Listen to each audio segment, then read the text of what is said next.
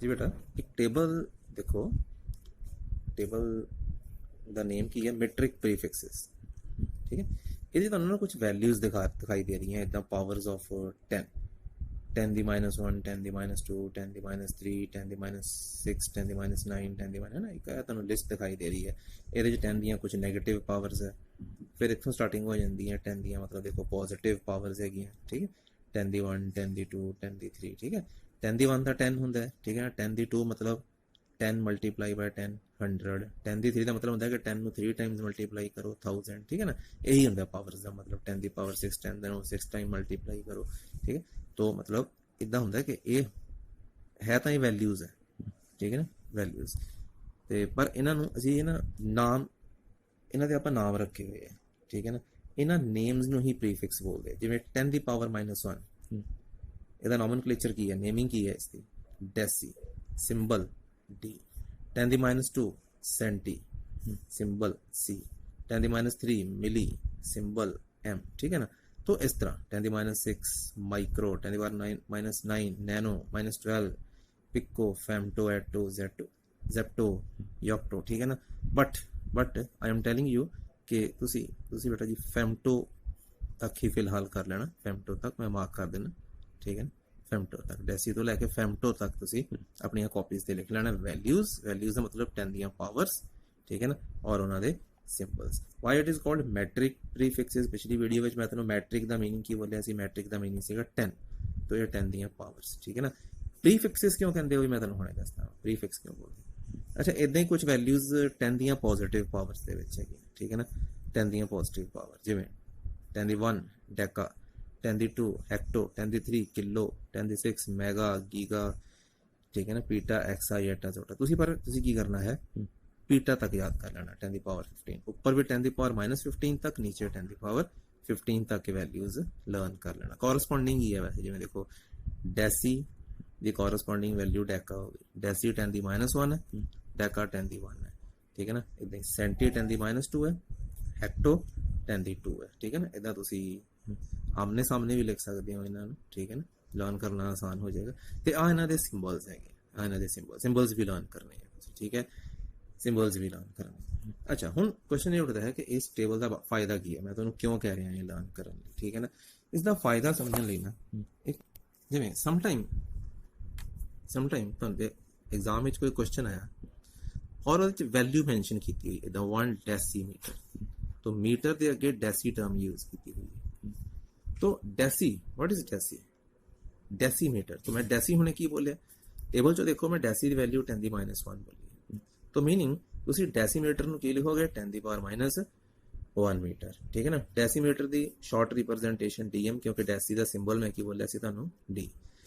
हुण डेसी क्योंकि यूनिट के अगे लग गया, सो दैट्स वाई असीं इहनू प्रीफिक्स बोल सकते हैं। प्रीफिक्स जो अगे लग जाए, प्रीफिक्स, प्री मतलब पहले, फिक्स लगाना। ठीक है ना, मीटर तो पहले लगाया डेसी। ਹੁਣ ਇਹ ਡੈਸੀ ਜ਼ਰੂਰੀ ਨਹੀਂ ਹੈ ਕਿ ਸਿਰਫ ਮੀਟਰ ਤੋਂ ਪਹਿਲੇ ਹੀ ਲੱਗ ਸਕਦਾ ਹੈ, ਗ੍ਰਾਮ ਤੋਂ ਪਹਿਲੇ ਵੀ ਲੱਗ ਸਕਦਾ ਹੈ, ਲੀਟਰ ਤੋਂ ਪਹਿਲੇ ਵੀ ਲੱਗ ਸਕਦਾ ਹੈ, ਜਾਂ ਕਿਸੇ ਹੋਰ ਸਟੈਂਡਰਡ ਯੂਨਿਟ ਤੋਂ ਪਹਿਲੇ ਵੀ ਲੱਗ ਸਕਦਾ ਹੈ। तो ग्राम तो पहले लग गया तो डेसी ग्राम, इतनी डेसी लीटर। हूँ यदि अगर मैंने डेसी की वैल्यू पता है 10 ਦੀ पावर -1, तो 10 डेसी ग्राम मतलब 10 ਦੀ पावर -1 ग्राम, 10 डेसी लीटर मतलब 10 ਦੀ पावर -1 लीटर, एटसेट्रा होर भी हो सकती है।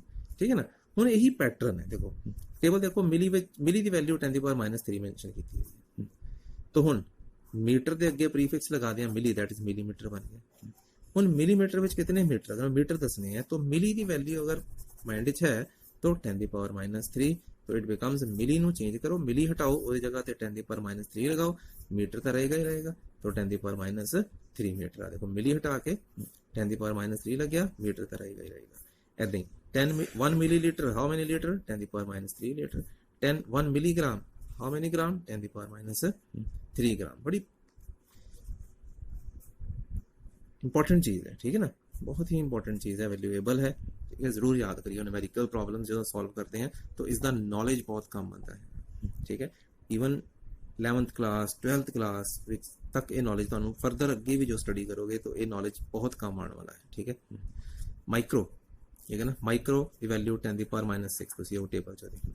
Now what is micrometer, micrometer. ठीक है ना, माइक्रो वास्ते शॉर्ट सिंबल आ यूज करते हैं। ठीक है ना, शॉर्ट सिंबल इन्हों आप MU mu mu mu mu की प्रोनाउंस करना है, पंजाबी लिख के देना है इस तरह, what you have to pronounce, mu mu mu pronounce करना है, ओके म्यू। तो 1 micrometer 10⁻6 metre, 1 microgram 10⁻6 gram etcetera and so on. तो इसमें सारी एग्जांपल 10 दी पावर 10 ਦੀਆਂ ਜਿਹੜੀਆਂ ਨੈਗੇਟਿਵ ਪਾਵਰਸ ਹੈ ਉਹਨਾਂ ਬਾਰੇ ਦਿੱਤੀਆਂ ਸੀ, ਠੀਕ ਹੈ। तो ਇਹ ਮੈਂ ਜਸਟ ਕੁਝ ਐਗਜ਼ਾਮਪਲ ਦਿੱਤੀਆਂ, ਬਾਕੀ ਹੋਰ ਵੀ ਬੜਾ 10 ਦੀਆਂ ਪਾਵਰਸ ਹੈ, ਆ ਦੇਖੋ ਹੋਰ ਵੀ ਹੈ, ਮਤਲਬ ਹੋਰ ਵੀ ਪ੍ਰੀਫਿਕਸ ਹੈਗੇ ਨਾ ਆਪਣੇ ਕੋਲ, ਡੈਸੀ, ਸੈਂਟੀ, ਮਿਲੀ, ਮਾਈਕਰੋ, ਨੈਨੋ, ਪਿਕੋ, ਤੁਹਾਨੂੰ ਸਭ ਦੀਆਂ ਵੈਲਿਊਜ਼ ਯਾਦ ਹੋਣੀਆਂ ਚਾਹੀਦੀਆਂ, ਠੀਕ ਹੈ ਨਾ। तो ਪ੍ਰੀਫਿਕਸ ਤੁਹਾਨੂੰ ਪਤਾ ਲੱਗ ਗਿਆ ਵੀ ਕਿਉਂ, ਕਿਉਂਕਿ यूनिट तो पहले ये ਆਪਾਂ ਜਦੋਂ ਲਗਾਉਂਦੇ ਆ ਪ੍ਰੀਫਿਕਸਸ, ਠੀਕ ਹੈ। तो ਇਹਨਾਂ ਦੀਆਂ ਵੈਲਿਊਜ਼ ਅਗਰ ਆਪਾਂ ਨੂੰ ਲਰਨ ਹੈ तो ਅਸੀਂ ਉਹਨਾਂ ਦੇ ਕੋਰਸਪੋਂਡਿੰਗ ਕਨਵਰਜਨਸ ਕਰ ਸਕਦੇ ਹਾਂ। ਇੱਕ ਮੈਂ ਪੋਜ਼ਿਟਿਵ ਪਾਵਰ ਵਾਲੀ ਵੀ ਐਗਜ਼ਾਮਪਲ ਲਈ ਹੈ, ਬੜੀ ਕਾਮਨ ਜੀ ਐਗਜ਼ਾਮਪਲ ਹੈ, ਕਿਲੋ। ਹੁਣ ਕਿਲੋ ਦੀ ਵੈਲਿਊ ਟੇਬਲ 'ਚ ਦੇਖੋ 10 ਦੀ ਪਾਵਰ 3 ਹੈ। ਹੁਣ ਮੇਰੇ ਕੋਲ ਕਿਲੋਗ੍ਰਾਮ ਹੁੰਦਾ ਹੈ, ਕਿਲੋਮੀਟਰ ਹੁੰਦਾ ਹੈ, ਕਿਲੋ ਲੀਟਰ ਹੁੰਦਾ ਹੈ। ਹੁਣ ਤੁਸੀਂ ਫਟਾਫਟ ਸਮਝ ਜਾਓਗੇ, ਹੈ ਨਾ। ਕਿਲੋਗ੍ਰਾਮ मतलब कितने ग्राम, ठीक है ना, 10 ਦੀ ਪਾਵਰ 3 ग्राम। ਤੁਸੀਂ ਵੀ ਫਟਾਫਟ ਬੋਲਦੇ ਹੋ ਕਿਲੋਗ੍ਰਾਮ ਇਜ਼ ਇਕੁਅਲ ਟੂ 10 ਦੀ ਪਾਵਰ 3 ग्राम। 10 ਦੀ ਪਾਵਰ 3 मतलब 1000, that is 1000 ग्राम। ਕਾਮਨ ਜੀ ਗੱਲ ਹੈ। ਕਿਲੋਮੀਟਰ ਵਿੱਚ ਕਿਤਨੇ ਮੀਟਰ, ਅਸੀਂ ਫਟਾਫਟ ਬੋਲਦੇ ਹਾਂ 1000 मीटर, ठीक है ना। 1000 मतलब 10 ਦੀ ਪਾਵਰ 3। ਕਿਲੋ ਲੀਟਰ ਵਿੱਚ ਕਿਤਨੇ ਲੀਟਰ, ਅਗਰ ਕਿਲੋ ਯਾਦ ਹੈ ਤਾਂ ਫਿਰ ਉਹ ਜਿਹੜੇ ਮਰਜ਼ੀ ਯੂਨਿਟ ਤੋਂ ਪਹਿਲੇ ਆ ਜਾਵੇ, ਅਸੀਂ 10 ਦੀ ਪਾਵਰ 3 ਲਗਾ ਕੇ ਕਨਵਰਜਨ ਕਰ ਦੇਵਾਂਗੇ, ਓਕੇ।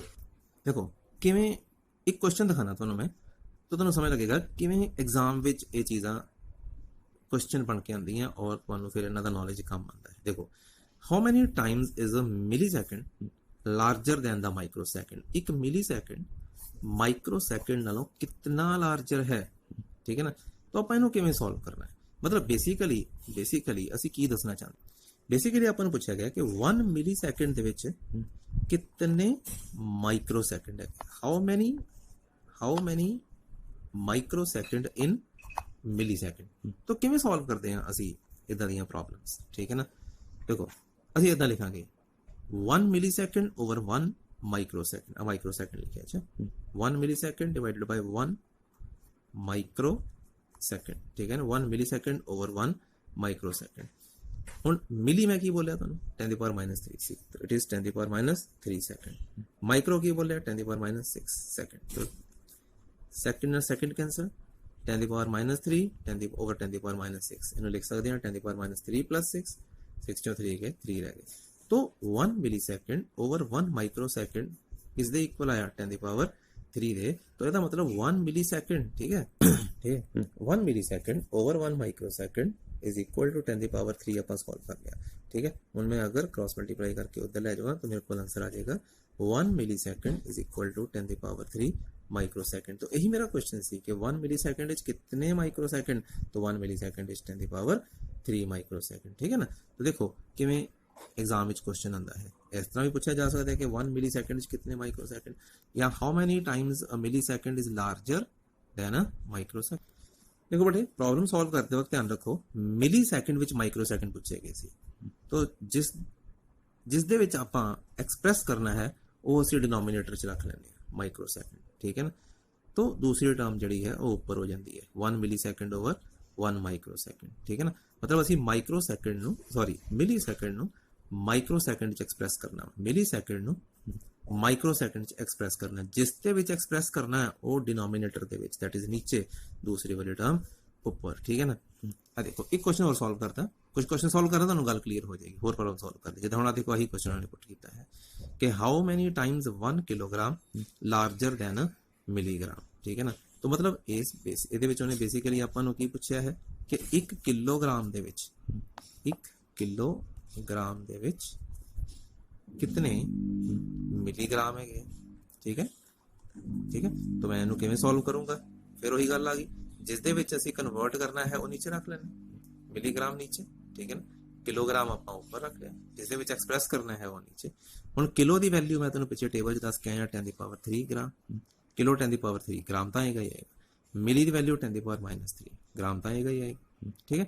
बस हम ग्राम ना ग्राम की करा था कट कर देना मैं, एक ही बन गया 10 ਦੀ पावर 3 + 3 which becomes 10 ਦੀ पावर 6। तो मेरे को सॉल्व होके आ गया कि 1 kg over 1 mg is equal to 10 ਦੀ पावर 6। तो मतलब आंसर आ गया 1 kg इज इक्वल टू 10 ਦੀ पावर 6 मिलीग्राम, ठीक है ना। तो क्वेश्चन इदा भी आ सकता है how many times the kilogram larger than the milligram, तो आंसर आया 10 ਦੀ पावर 6 टाइम्स। ठीक है। अच्छा ना देखो एक नेक्स्ट क्वेश्चन है, how many angstrom in 1 metre. तो उन्होंने पूछा है कि 1 मीटर ਦੇ ਵਿੱਚ कितने एंगस्ट्रॉम। ठीक है ना, 1 मीटर ਵਿੱਚ कितने एंगस्ट्रॉम, देखो 1 मीटर ਦੇ ਵਿੱਚ कितने एंगस्ट्रॉम। ठीक है ना, ਹੁਣ सोचो जरा, ऊपर किस लेना नीचे किस लेना। ठीक है ना, 1 मीटर ਵਿੱਚ कितने एंगस्ट्रॉम, नेचुरली जिस ਦੇ ਵਿੱਚ एक्सप्रेस करना वो नीचे, तो देख सकते हो एंगस्ट्रॉम में नीचे लिखा है, मीटर ऊपर लिखा है। ठीक है ना, तो 1 मीटर ओवर एंगस्ट्रॉम। अच्छा मैं ਤੁਹਾਨੂੰ ਦੱਸ ਦਿਆਂ एंगस्ट्रॉम ਦੀ वैल्यू टेबल 'ਚ नहीं लिखी हुई। ठीक है ना, एंगस्ट्रॉम ਦੀ वैल्यू टेबल 'ਚ नहीं है। तो 1 एंगस्ट्रॉम मैं पिछली वीडियो 'ਚ ਤੁਹਾਨੂੰ ਦੱਸੀ ਸੀ, ये वैल्यू दोबारा फिर लिख देना। 1 एंगस्ट्रॉम ਦਾ ना सिंबल ਹੁੰਦਾ है, ए डाल के थोड़ी साइड पे 0 डाल दी है, तो इट इज 10 ਦੀ पावर -10 मीटर। ठीक है ना, ये वैल्यू टेबल 'ਚ नहीं है। टेबल 'ਚ इसलिए नहीं है क्योंकि एंगस्ट्रॉम प्रीफिक्स नहीं है, कोई प्रीफिक्स नहीं है, ये लेंथ ਦਾ यूनिट है। तो इन्हें याद रख लो, 1 एंगस्ट्रॉम इज इक्वल टू 10 ਦੀ पावर -10 मीटर। ठीक है, तो 1 metre over 1 angstrom, angstrom is 10 ਦੀ पावर -10 मीटर। हूँ अगर मैं मीटर ना मीटर कट कर दिया, 10 ਦੀ पावर -10 ऊपर जाएगा तो ऊपर जाके 10 ਦੀ पावर 10 हो जाएगा। तो 1 मीटर ओवर 1 एंगस्ट्रॉम 10 ਦੀ पावर 10 आ गया। लास्ट ही तुम लिख दियो 1 मीटर इज इक्वल टू 10 ਦੀ पावर 10 एंगस्ट्रॉम। ठीक है ना। अच्छा कुछ रिजेंबल करता होया क्वेश्चन ऊपर भी है, इसमें तुम खुद जड़ा है वो पॉज करके स्टडी कर लेना, मैं वीडियोग्राफी कर देना, तुम खुद स्टडी कर लेना, समझ लोगे। ठीक है ना। अच्छा तो देखो बेटा जो वीडियो थोड़ी लेंथी हो जाती है तो उसमें सेंड करना मुश्किल हो जाता है, तो इसलिए मैं हजे मेरा लैक्चर खत्म नहीं होया, बिल्कुल कनैक्टिविटी विच एक मैं नैक्सट वीडियो डालांगा। ठीक है, इस दे नाल ही 2 वीडियोस इकट्ठियां हैगियां। ठीक है, उन्होंने भी तुसीं जरा सुनना है। ओके।